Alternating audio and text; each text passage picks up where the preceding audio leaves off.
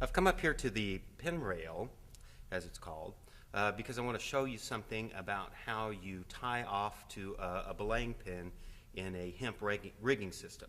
The theater that I'm in right now is actually was built in 1949, and it's curiously it has both a hemp rigging system in it, and it has the counterweight system that's been the background for some of my other knot tying.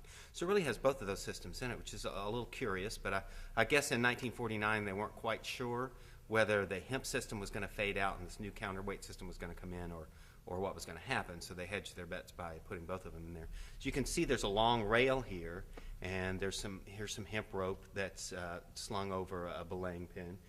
This rail is very similar to what you would find on a sailing ship. Along the outside edges of the boat is a rail which keeps people from falling overboard, but it is also used to tie everything to. So when the sailors would be hauling stuff up to make the sails go up in the air and so forth, when they needed to tie off, they'd tie off to the ship's rail there, and they'd use a belaying pin quite frequently, like what I have right here. Of course, you could tie this off with the clove hitch around this pipe, but the belaying pin is actually much easier to do.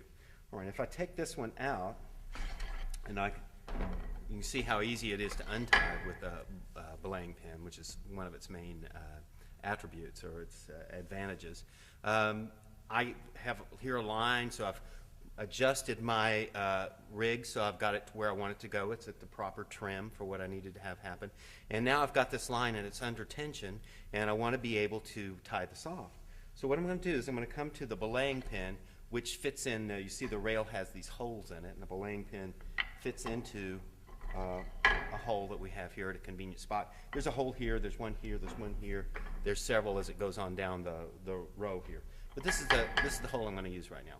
So I've got the belaying pin stuck in here, and I'm going to tie off to this pin in the same way that you would tie off to a cleat on a boat if you're going to tie off to a cleat.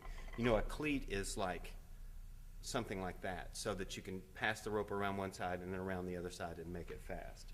All right. So I'm going to put that back in there. So how do we tie this knot? Well, I've got this line pulled to where I want it to go, and I'm going to take the rope and I'm going to pass it around underneath the belaying pin. And really at this point, it's if this were tremendously heavy, at this point the friction of the rope working itself around the belaying pin actually makes it much easier for me to hold the load. It would be quite easy right now. And also, if I wanted to make really small changes, I can do that easily with this belaying pin by just easing it in or out just a little bit, and by having it wrapped, taking a wrap around this belaying pin makes it much easier to hold it while that happens. All right, so I've got it underneath it, and what I'm going to do is I'm going to take the line and I'm going to pass over the top of the belaying pin, but you see I've gone on the opposite side. As if I pull this rope out of the way a little bit, you can see that I came around one side and then I've gone around the other side. So it's making like an X mark, especially when I come down here. You notice that the line is passing over itself.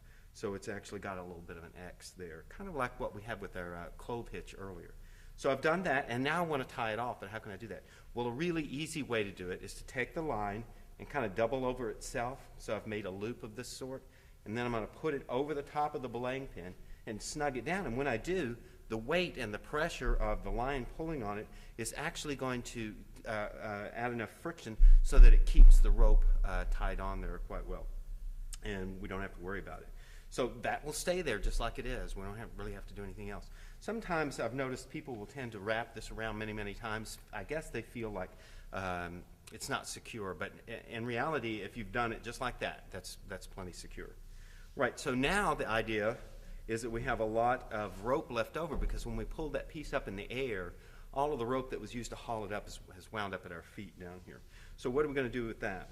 Well, if you make a nice coil of it like this, so we have a good size, all right, that's easy to work with. So I've coiled all this rope up, and I'm going to just slip it over the top of the belaying pin here.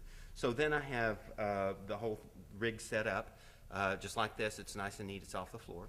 And then when I want to untie it again, all I have to do is hold onto the rope, pull out the belaying pin, set it back in there, and then I've got the rig undone, and I can go about tying it back if I need to, or whatever I need to do.